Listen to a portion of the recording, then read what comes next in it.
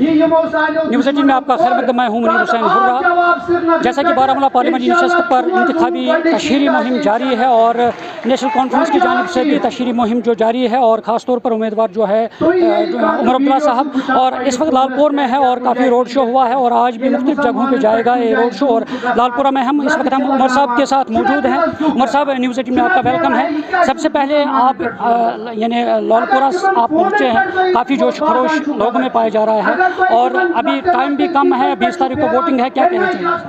तो इसमें कहना क्या है ना, कैंपेन चल रहा है, हम कोशिश कर रहे हैं कि ज़्यादा से ज़्यादा वोटरों तक पहुँचें और अपना पैगाम, अपना अपील जो है उनके सामने करें। और क्या कहना है? अगर हम बात करें, कल अमित शाह ने एक बात कही है कि 90 के बाद जो वोटिंग की शरह फीसद है, परसेंटेज है, वो काफ़ी बढ़ गई है और जो आर्टिकल 370 की मनसूखी के बाद ये हुआ है और उस पर उन्होंने रिएक्शन दिया। नतीजे निकल जाने दीजिए, फिर देखते हैं अगर 370 को हटाने के हक में वोट पड़े या उसके खिलाफ वोट पड़े। अभी तो नतीजे भी नहीं आए ना। तो वो कह रहे हैं ये आर्टिकल 370 के तोड़ने के नतीजा ही है कि ये उनका जवाब है जो कह रहे हैं कि इसको हम बहाल करेंगे। ये उनके लिए जवाब है कि इतने वोट पड़े हैं। उनको ये कैसे मालूम है कि ये वोट 370 को हटाने के खिलाफ नहीं पड़े हैं? अगर नेशनल कॉन्फ्रेंस का उम्मीदवार जीतता है, जिसकी हम अब पूरी उम्मीद कर रहे हैं, श्रीनगर से आगा रूहुल्लाह जीतेगा, हमने तो 370 को हटाने के खिलाफ वोट मांगे। अगर वो वोट हमें मिलते हैं तो जाहिर सी बात है कि लोग 5 अगस्त 2019 के फैसले से मुतमईन नहीं है ना।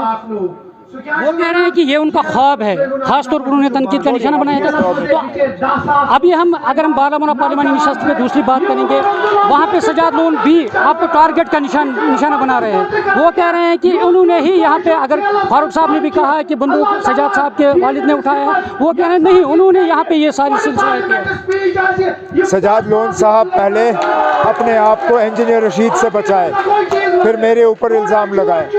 अभी तो सजाद लोन साहब को इंजीनियर रशीद साहब का खतरा है, पहले उसका जवाब दें, फिर मैं बात करूंगा। अच्छा, अगर हम इंजीनियर रशीद की बात करेंगे, क्योंकि बहुत सारे ऐसे लीडरों ने वो कह रहे हैं खाली इंजीनियर रशीद को जेल से छुड़ाना नहीं, बहुत सारे लोग बंद हैं, तो आपका रिएक्शन क्या है? क्या चाहते हैं वो उन लोगों को? हमने पहले दिन से कहा है, हम सिर्फ एक कैदी की तर्जुमानी नहीं कर रहे हैं, यहाँ हज़ारों हैं जो बंद हैं, हमने उन हज़ारों को छोड़ना है। यहाँ पे तो ठीक है कि हम जज्बात में आके एक की बात करें, लेकिन यहाँ सिर्फ अगर एक ही बंद होता तो हम उन्हीं की बात करते, लेकिन यहाँ हज़ारों नौजवान ऐसे बंद हैं जिनकी कोई बात नहीं कर रहा है और ऐसे नौजवान बंद हैं जो कि रियासत के बाहर, जम्मू कश्मीर के बाहर के जेलों में हैं। उनके माँ बाप के पास आज एक डबल पैसा नहीं है कि वो खर्च करके अपने बच्चों को मिलने जाए। हमने उनको छुड़वाना है और इंशाल्लाह अगस्त सितंबर में नेशनल कॉन्फ्रेंस की हुकूमत बनेगी, जम्मू कश्मीर के बाहर जेल में कोई भी नहीं होगा, उन सब के केसेस रिव्यू करके उनको छुड़वा दिया जाएगा और वापस लाया जाएगा। तो वहाँ पे अगर हम इंजीनियर रशीद की बात करें या सजाद लोन, ये कह रहे हैं कि उमर साहब को डर अब महसूस हो रहा है। एक तरफ सजाद लोन है और एक तरफ इंजीनियर रशीद है, वो आप दोनों कह रहे हैं कि उनको डर लग रहा है कि वो अब इसीलिए बयान दे रहे हैं क्योंकि उनको पता है कि कौन सा बयान, मैं कौन सा ऐसा बयान दे रहा हूँ जो मैंने इससे पहले नहीं दिया ना। मैं इन्हीं सेब वालों से पूछता हूँ, मेरा कौन सा बयान है जो बदला है पिछले 20 दिन में? अगर वो मेरे एक बयान की तरफ इशारा करें जो कि मैंने 20 दिन में बदला हुआ है तो मैं वो तस्लीम करूँगा। मैं जो पहले दिन से कहता आ रहा हूँ आज कह रहा हूँ ना। तो उमर साहब, अभी चंद रोज़ बाकी है, तो कहाँ आपका प्रोग्राम रहेगा? और क्योंकि बारामूला पार्लियामेंटी नशस्त बहुत बड़ा एरिया है, तो उसमें अपने वोटरों को लुभाने के लिए क्या कोशिश की जाएगी और कहाँ और मज़ीद रोड शो?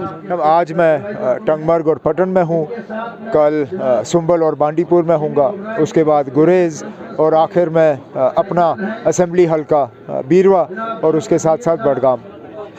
एक सवाल मैं करूंगा, कल एक मोदी ने इंटरव्यू दिया है, पीएम ने, उन्होंने कहा मैं मुसलमानों के ख़िलाफ़ नहीं हूँ, मेरे हमसाए मुसलमान रह रहे हैं, मैं उनके ईद पे जाता हूँ, वहाँ पे जाता हूँ, तो मैंने कभी मुसलमानों के ख़िलाफ़ बयानात नहीं दिया, जबकि इल्ज़ामात बहुत सारे होते हैं। तो फिर हमने ही गलत सुना होगा, क्योंकि वो तकरीर मैंने भी सुनी, वो तकरीर आपने भी सुनी।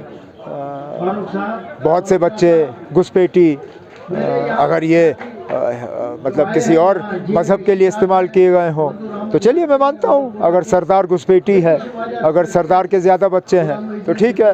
अगर मोदी जी कहते हैं कि हिंदू ज़्यादा बच्चे पैदा कर रहे हैं तो फिर हिंदुओं को मुसलमानों से कोई ख़तरा नहीं है। तो फिर बीजेपी वाले आखिर से मुसलमानों के खिलाफ क्यों है इतना? उन्होंने एक भी मुसलमान कैंडिडेट जो है इस इलेक्शन में नहीं उतारा है। तो कहीं ना कहीं वज़ीर आज़म जो कहते हैं और बीजेपी जो करता है, दोनों में थोड़ा सा फ़र्क तो है। तो बच्चों की बात उन्होंने की है, उन्होंने कहा कि हिंदू भी बच्चे ज़्यादा पैदा करते हैं, इसलिए मैंने टारगेट मुसलमानों को नहीं बनाया है। चलिए ना, मैं क्या कह सकता हूँ इसमें फिर? अगर बीजेपी ने अब ये कहना शुरू कर दिया है कि हिंदू ज़्यादा बच्चे पैदा करते हैं, तो ठीक है ना, कर बड़ी अच्छी बात है। मुल्क की आबादी जो है वो बढ़ रही है और ठीक है। तो मुझे ये बताइए, जो कल श्रीनगर पार्लियामेंट नशस्त पे जो वोटिंग परसेंटेज बहुत ज़्यादा हुई है, तो उस पे क्या रिएक्शन रहेगा आपका? क्योंकि लोगों ने काफ़ी जोश दिखाया है, जवान बाहर आए हैं, तो हम देख पा रहे हैं कि बारामूला भी ऐसा देखने को मिला। मैं श्रीनगर पार्लिमानी हल्के के वोटरों का बेहद शुक्रगुजार हूँ कि वो एक भारी तादाद में उन्होंने अपने वोट का इस्तेमाल किया। मैं अपनी जगह मानता हूँ कि अगर पार्लियामेंट और असेंबली के इंतखाबात एक साथ होते तो ये और ज़्यादा बढ़ जाता, लेकिन अब चलिए, जुलाई अगस्त में श्रीनगर के लोगों को दोबारा मौका मिलेगा। जहाँ तक बारामूला की बात है, बारामूला पार्लिमानी हल्के ने तो पहले भी अच्छी तादाद में वोट डाले हैं। इस बार भी उम्मीद की जाती है कि वो बढ़ चढ़ के इलेक्शन में हिस्सा लेंगे।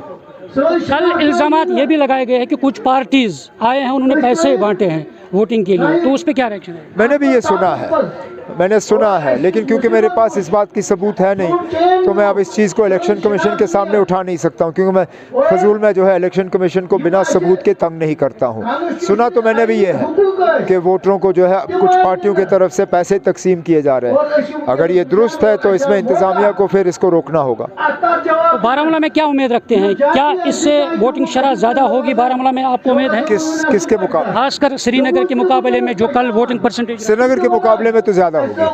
तो नाज़रीन, ये थे हमारे साथ उमर अब्दुल्ला, जिन्होंने साफ तौर पर कहा है, उन्होंने कहा कि वोट जो दिया है वो आर्टिकल 370 की जो मनसूखी हुई है और उसको लेकर, उसकी बहाली को लेकर लोगों ने इतनी ज़्यादा परसेंटेज में वोट दिया है। और उन्होंने खासतौर पर वज़ीर आज़म मोदी को भी तनकीद का निशाना बना के कहा कि उन्होंने आज तक जो तकरीर की है मुसलमानों के खिलाफ, जो बरहमी उन्होंने जाहिर की है, तो अब उन्होंने कहा कि वो पुरानी तकरीर सुने और उसके बाद ही ये पता चल पाए कि मोदी सही बोल रहे हैं या गलत बोल रहे हैं।